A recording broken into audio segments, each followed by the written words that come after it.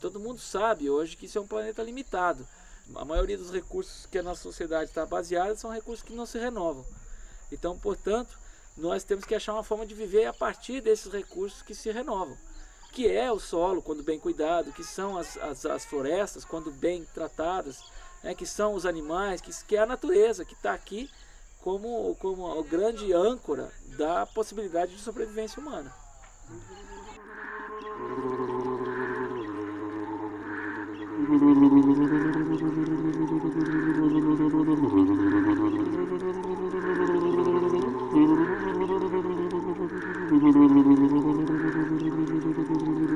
All civilizations that have existed up to now always collapse because of the same reasons, and that's they use up their resources without awareness that they'll deplete themselves.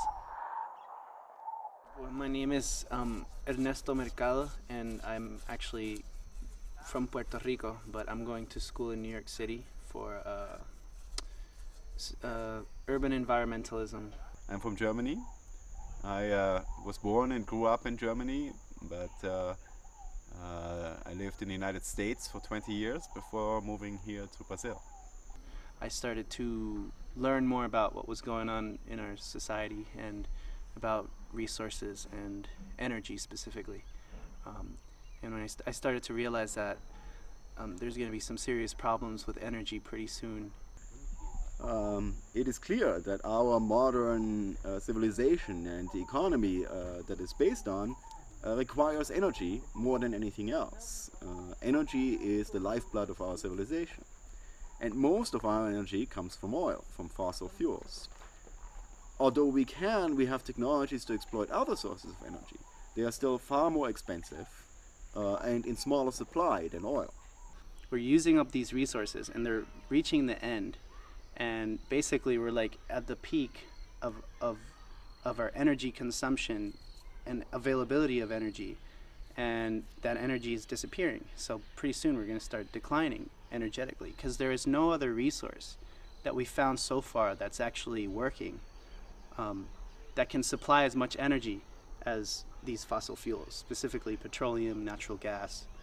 Limited natural resources, when they are exploited in the way that metals and oil and other non-renewable resources are in our civilization, follow a bell curve.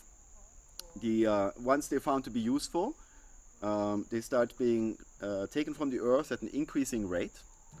People look because they generate wealth. People look for more and more of these, and they find more and more of the deposits of these resources that are easy to get at. So, at the beginning of an exploitation of a natural resource, you find the ones that are most easy to get at. So you find the oil that's closest to the surface and exploit that.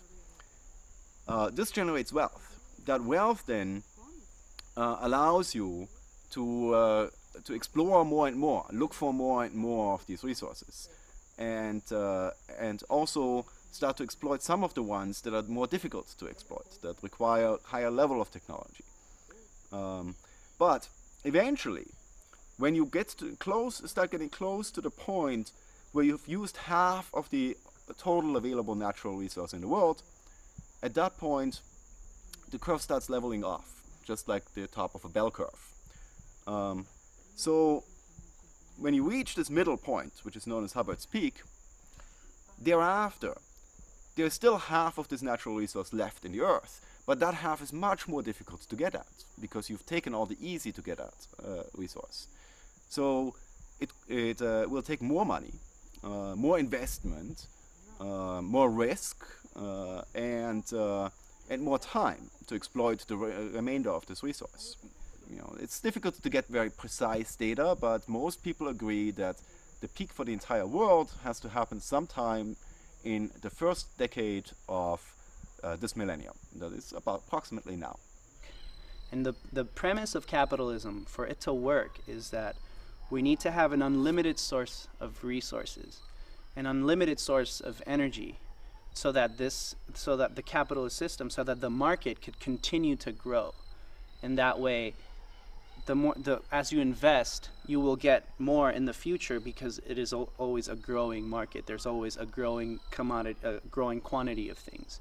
But as this source is depleted, that idea has been held in place a lot because we've had this intense source of energy. But without that source of energy, it's going to become very obvious very quickly that resources are actually a lot more limited and a lot more valuable than what we experienced so far. If we have indeed passed the Hubbard's peak for oil, then within just a few years, oil prices will double, triple, and all the economic activity that's dependent on those oil prices will decline in proportion.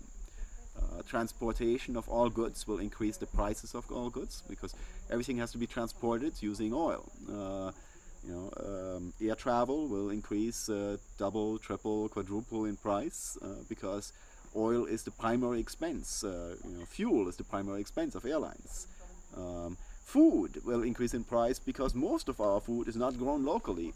It is grown someplace in large industrial quantities at big industrial farms and then shipped for thousands of miles to other places. And fossil fuels right now is what allows for so much interaction in the global market is the fact that we have these really fast transportation devices. It's not boats anymore. It's not boats carried by wind anymore. It's actually jet planes and cars and trucks. So it's a big chunk, or it's a big part of the foundation of this economy. We could continue to inflate stock markets and so forth, up until the very last moment, that always they would find new ways of stealing from the future and spending it now.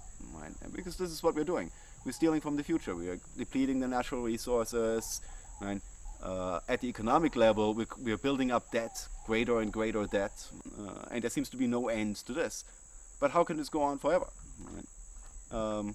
So what I learned is that it will go on until it hits reality on levels that collide with nature itself. When the insurance industry collapses because there are bigger and bigger hurricanes every year, when oil prices go through the roof because we have passed the point of peak oil, only then will the economy start to come in alignment with reality.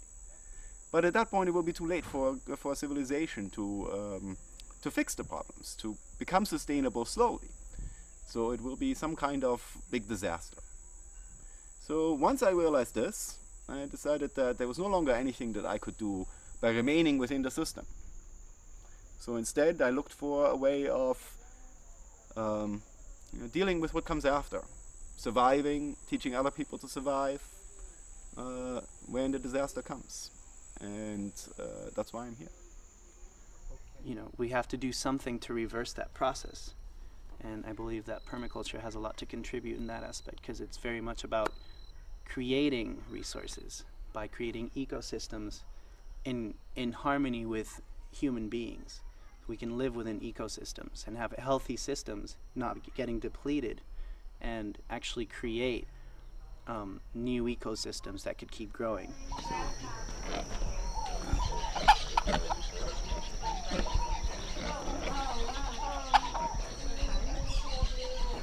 Permacultura é uma metodologia de design, é uma metodologia de planejamento e de execução que visa a integração entre todos os elementos de um sistema, desde as pessoas, os animais, as plantas, as tecnologias, tudo isso funcionando de forma integrada para a economia de energia, economia de recursos e produção das necessidades essenciais das pessoas, sem comprometer as necessidades das futuras gerações. Em verdade, o coração do IPEC foi construído com muita ajuda voluntária, muitas pessoas que acreditou numa vida sustentável.